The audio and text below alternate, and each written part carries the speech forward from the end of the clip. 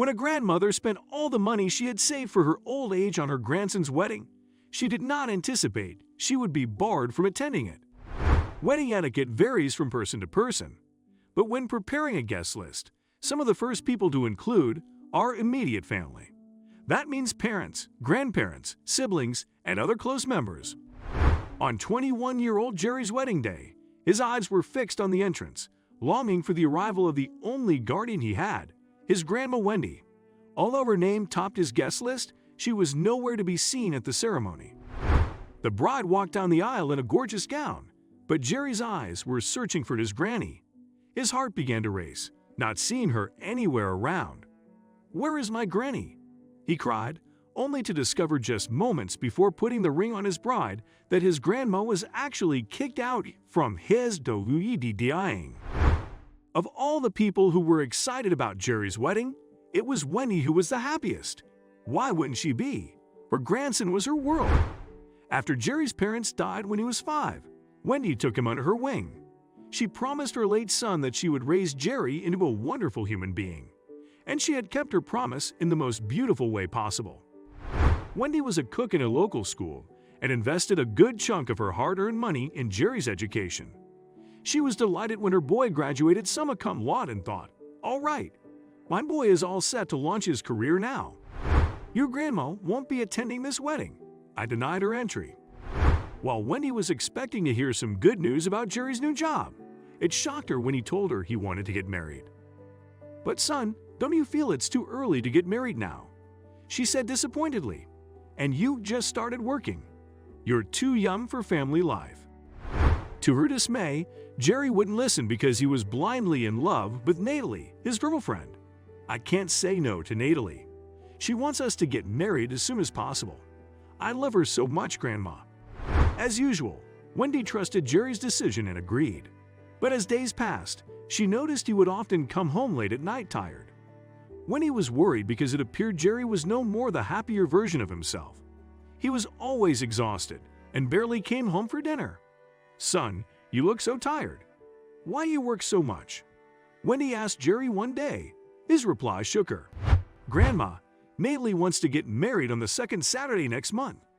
I don't have enough money right now, so I'm working part-time in the store to earn more for the wedding. We decided to contribute equally to our wedding preparations because she thinks the expenses would be too much for her widowed mother."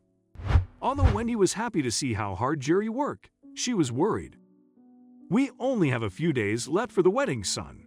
Will you be able to manage everything?" She could see a strange pain in Jerry's eyes. He told her that he still did not have enough money for the wedding.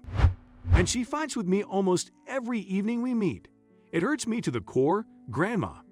Sometimes I feel I should just cancel the wedding and break up with her. She never understands me," he cried. Wendy's heart churned. She knew how excited Jerry was about the wedding, and she did not want him to call it off. So she withdrew all the money she had saved for her old age and gave it to him to spend on the wedding. Wendy's love for Jerry blinded her, and she did not see what was coming. Jerry was so happy, and Wendy was equally delighted. But that joy came with a hefty price. She had drained her savings. Still, Wendy was looking forward to seeing the beautiful outcome. "Thank you so much, Grandma. I promise to repay you very soon," Jerry cried. Wendy was glad to hear this, although she was not expecting a dime back from him. The big day arrived. Guests started flocking to the wedding venue. The main hall was filled with laughter, and the dining area smelled of delicious cuisine.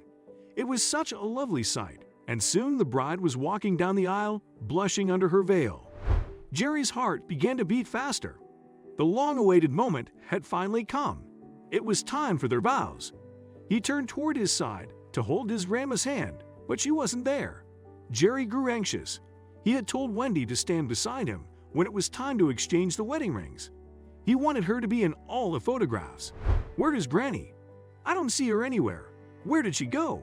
he said, worried. "Jerry, what is it? Put on the ring, will you?" Natalie said, snapping at her groom. "People are watching. What are you doing? Who are you waiting for?" "Where is my grandma? I can't do this without her." Natalie winced. "Your grandma is not that important now. Put on the ring and don't make a scene. She must be lost in the crowd or something."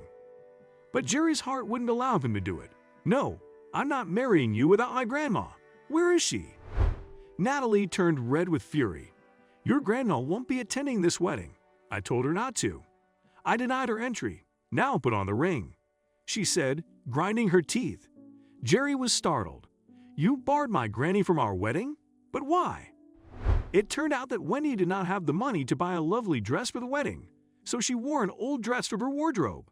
Natalie spotted her and decided Wendy's old, shabby dress didn't live up to the wedding's dress code. "And so I politely asked your grandma not to attend our wedding. She would have looked like a clown in her dirty old dress and spoiled our day. She just smiled and walked away. I thought she was okay with it," revealed Natalie, answering Jerry. "How dare you do this to my grandma? There would have been no wedding today without her," he yelled, hurling the ring at Natalie's face. Jerry stormed out to see Wendy in her house because he knew how hurt she must be. "Son, what are you doing here? You're supposed to be at the wedding. Why have you come here?" Wendy asked, hiding her tears. Jerry, who now realized how cunning and selfish Natalie was, had already decided he would not go back to worshiping her again. "Wedding? Are you serious, Grandma?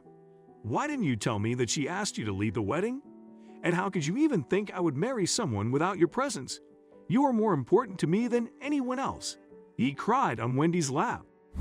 "But what about your wedding, son? She doesn't deserve us, Grandma. Let's forget that selfish woman and focus on our lives now." Although Wendy was sad that her grandson called off his wedding, she respected his decision. She also thought he deserved a better life with someone who appreciated him and did not only use him to feed their fantasies. From that day onward, Jerry worked very hard. He moved to a better job and was able to buy a nice house for his grandma. He even opened her a new savings account where he deposited thrice the amount she spent on his wedding. 3 years later, he married another woman in his granny's presence and with her blessing. It was the happiest day of their lives, and Wendy couldn't help but shed only tears of joy that day.